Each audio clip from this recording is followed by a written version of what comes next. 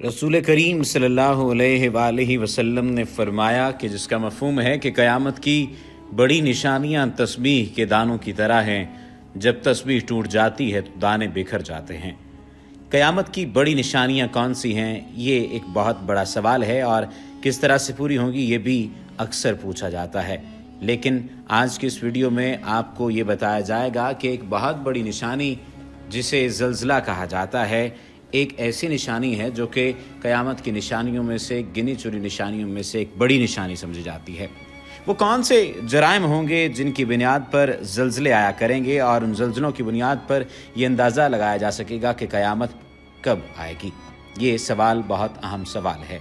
जब 15 जराइम होंगे तो ज़ल्ज़ले आएंगे। ये 15 जराइम कौन से हैं, ज़ल्ज़ले किस तरह से आया करेंगे, आज की इस वीडियो में आपको बताया जाएगा। लेकिन अगर आपने अभी तक हमारे चैनल को सब्सक्राइब नहीं किया तो सब्सक्रिप्शन का बटन दबाकर सब्सक्राइब कर लीजिए।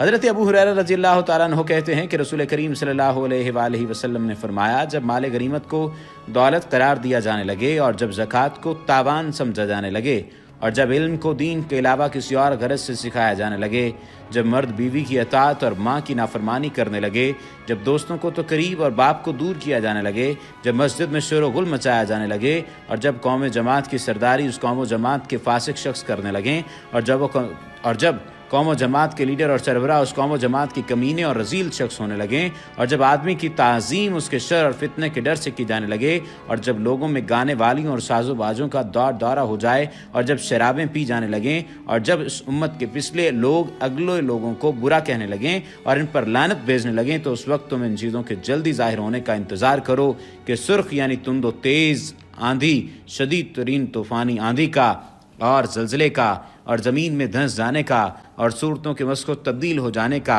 और पत्थरों के बरसने का, नेज़ इन चीज़ों के अलावा क़यामत की और तमाम निशानियों और अलामतों का इंतज़ार करो जो इस तरह पै दर पै वक़ूफ़ पज़ीर होंगी जैसे लड़ी का धागा टूट जाए और उसके दाने पै दर पै गिरने लगें। अब ये सवाल पैदा होता है कि क़यामत की बड़ी निशानियाँ कौन सी हैं। इनमें दज्जाल का खुरूज, दुनिया जब से बनी है तब से क़यामत तक दज्जाल से बड़ा फितना ना तो आया है और ना ही आएगा। हज़रत ईसा अलैहिस्सलाम का नज़ूल, याजूज और माजूज, उनके कबीले का किसी को इल्म नहीं कि वो कहाँ पर है।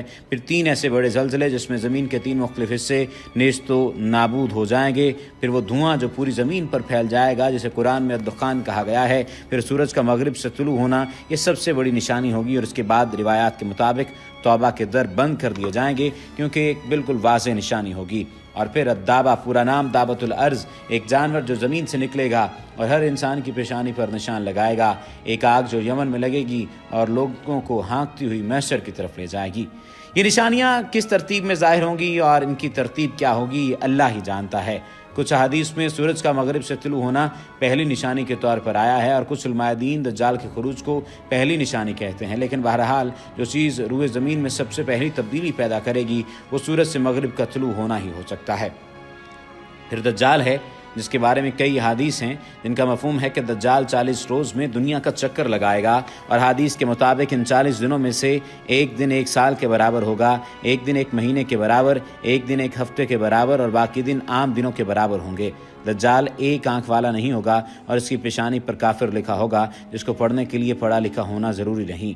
इसके लिए सिर्फ ईमान होना ही काफ़ी होगा और यही ईमान पढ़े लिखे या अनपढ़ या ज़ुबानों के इख्तिलाफ को ख़त्म कर देगा। मक्का और मदीना के अलावा दज्जाल दुनिया के हर मकाम तक जाएगा और इसकी एक जन्नत होगी और एक जहन्नुम होगी, जबकि दर हकीकत इसकी जहन्नुम जन्नत और इसकी जन्नत जहन्नुम होगी। रसूलुल्लाह सल्लल्लाहु अलैहि वसल्लम ने फरमाया कि अगर तुम इस ज़माने को पाओ तो आंखें बंद करके इसकी आग में कूद जाना, वहाँ ठंडा पानी होगा।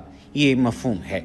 दज्जाल ताकतवर होगा, एक इंतहाई ताकतवर फितना। वो तमाम लोग जिनका ईमान कमज़ोर होगा वो उस पर ईमान ले आएंगे, उसकी तरफ खींचे जाएंगे और इसकी बातों को अडॉप्ट करेंगे, उन पर अमल करेंगे। लेकिन वो सब झूठ होगा और झूठ चाहे कितना ही ताकतवर क्यों ना हो, एक ना एक दिन खुलता ज़रूर है। दज्जाल हज़रत ईसा के हाथ से कत्ल होगा और ये वाक़या फ़लस्तीन में बाब लद के मकाम पर पेश आएगा। حضرت عیسیٰ فجر کی نماز کے وقت دمشق کی ایک مسجد میں نازل ہوں گے، ان کے ہاتھ فرشتوں کے پروں پر ہوں گے اور نمازوں کا وقت ہو چکا ہوگا اور مسلمان حضرت مہدی کی امامت میں نماز ادا کرنے کے لیے تیار ہوں گے۔ حضرت مہدی حضرت عیسیٰ علیہ السلام کو دیکھ کر پیچھے ہٹنا چاہیں گے، لیکن اللہ نے یہ فخر امت محمدی کے لیے رکھا ہے کہ حضرت عیسیٰ ایک امتی کی حیثیت سے حضرت مہدی کی امامت میں عام مسلمانوں کے ساتھ نماز ادا کریں گے۔ اس کے بعد کے واقعات میں دجال سے جنگ ہے اور اس کے قتل کے بعد اللہ تعالیٰ کے حکم سے حضرت عیسیٰ امت مسلمہ کو لے کر طور پر روانہ ہوں گے، کیونکہ یاجوج ماجوج کا خروج ہو چکا ہوگا اور ان سے مقابلہ آسان نہ ہوگا۔ وہ تعداد میں اتنے ہوں گے کہ ہر سمت سے حملہ آور ہوں گے، زمین کا سارا پانی پی جائیں گے، لوگ ان سے بھاگیں گے اور پھر جب وہ سمجھیں گے کہ انہوں نے تمام انسانوں کو قتل کر دیا تو تیر آسمان کی طرف چلائیں گے۔ جب واپس آئیں گے تو خون آلود ہوں گے اور یاجوج ماجوج خیال کریں گے کہ انہوں نے آسمانوں پر بھی سب ختم کر دیا۔ پھر وہ مسلمانوں کا محاصرہ کریں گے اور وہ محاصرہ بہت سخت ہوگا۔ حضرت عیسیٰ اور مسلمان اللہ سے دعا کریں گے اور اللہ دعا قبول فرما کر یاجوج اور ماجوج پر عذاب بھیجیں گے، جو کہ کیڑوں کی شکل میں ان کے جسموں میں داخل ہوگا اور ان کو مار دے گا۔ حضرت عیسیٰ اور مسلمان باہر آئیں گے، لیکن روئے زمین پر کوئی ایسی جگہ نہ ہوگی جہاں یاجوج ماجوج کی لاشیں موجود نہ ہو۔ وہ تعداد میں اتنے ہوں گے کہ ساری زمین ان کی لاشوں سے پر ہوگی۔ حضرت عیسیٰ دوبارہ دعا فرمائیں گے اور اس بار اللہ تعالیٰ بارش بھیج کر پوری زمین کو صاف فرمائیں گے۔ اس کے بعد حضرت عیسیٰ صلیب کو توڑ کر ختم کر دیں گے اور اس طرح وہ شرک اور جو حضرت عیسیٰ کے نام پر ہوتا رہا ختم ہو جائے گا۔ اس کے بعد خنزیر کا خاتمہ ہوگا اور پھر حضرت عیسیٰ جزیہ بھی ختم کریں گے۔ یہ وہ وقت ہوگا جب ایک بار پھر سے زمین پر عدل قائم ہو رہا ہوگا اور جزیہ کا خاتمہ ایک طرف سے اسلامی لشکر کشی کی ان 3 شرائط میں سے ایک کی کمی کی طرف بھی اشارہ ہے، جو بھی یہ ہیں: نمبر 1 کہ اسلام قبول کر لو تو ہمارے بھائی ہو، نمبر 2 جزیہ دے دو تو لشکر کشی نہیں کی جائے گی، نمبر 3 پہلی 2 شرائط قبول نہیں تو ہمارے درمیان تلوار فیصلہ کرے گی۔ حضرت عیسیٰ ان میں سے جزیہ والی شرط ختم کر دیں گے اور مشرکین کے پاس صرف 2 ہی راستے ہوں گے، یا اسلام یا جنگ۔ حضرت عیسیٰ اسلام کو وہ آخری فتح دیں گے اور اس کے بعد روئے زمین پر امن پھیل جائے گا۔ اسی دور میں اسلام کے علاوہ دیگر مذاہب کا خاتمہ کر دیا جائے گا، صرف اسلام باقی رہے گا۔ اور مسلم کی 2 احادیث ہیں، ایک میں ہے کہ حضرت عیسیٰ زمین پر 40 برس رہیں گے اور ایک میں ہے کہ 7 برس تک زمین پر رہیں گے۔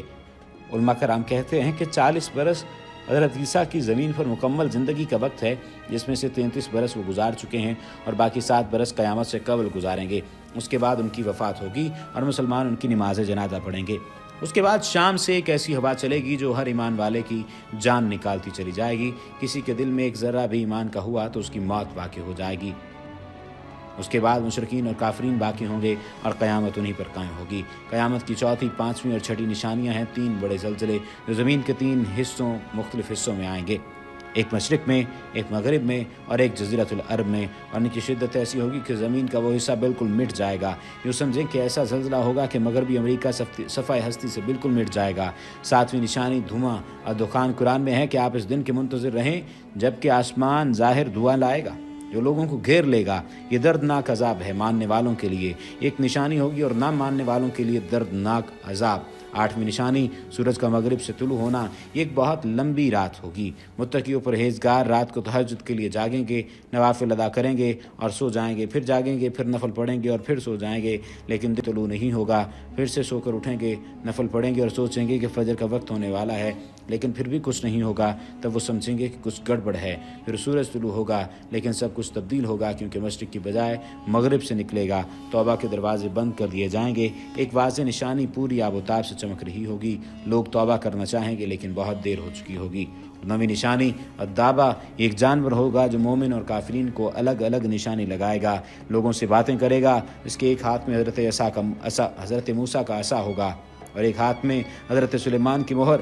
حضرت موسیٰ کے عصا سے ایک مومن کے چہرے پر نشان لگائے گا اور حضرت سلیمان کی مہر سے ایک کافر کے چہرے پر۔ احادیث میں ہے کہ لوگ ساتھ کھائیں گے اور ایک دوسرے کو یا مومن یا کافر کہہ کر بلائیں گے۔ 10ویں نشانی کی ایک زبردست آگ جو یمن سے لگے گی اور لوگوں کو ہانکتی ہوئی محشر کی طرف لے جائے گی۔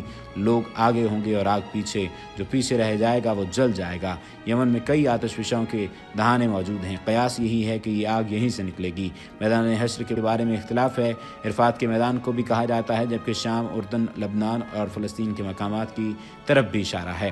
یہیں بیت المقدس بھی ہے اور کئی حدیث میں آپ صلی اللہ علیہ وآلہ وسلم نے اس مقام کی یعنی بیت المقدس اور فلسطین کی تعریف فرمائی ہے۔ مسلمان عالم یہیں پر مسلسل مصروف جہاد ہیں اور یہیں پر تمام بڑی جنگیں بھی ہوئی ہیں۔ یہی وہ جگہ ہے جس کو عیسائی، یہودی اور مسلمان مانتے ہیں اور یہیں پر آ کر اپنی عبادات کرتے ہیں۔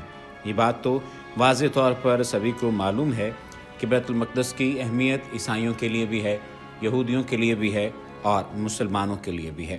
اسی وجہ سے بہت زیادہ جنگیں یہاں پر لڑی گئی ہیں اور بیت المقدس کو لے کر ایک مکمل تاریخ ہے۔ آئندہ آنے والی ویڈیوز میں بیت المقدس کی تاریخ کے بارے میں بھی آپ کو آگاہ کیا جائے گا۔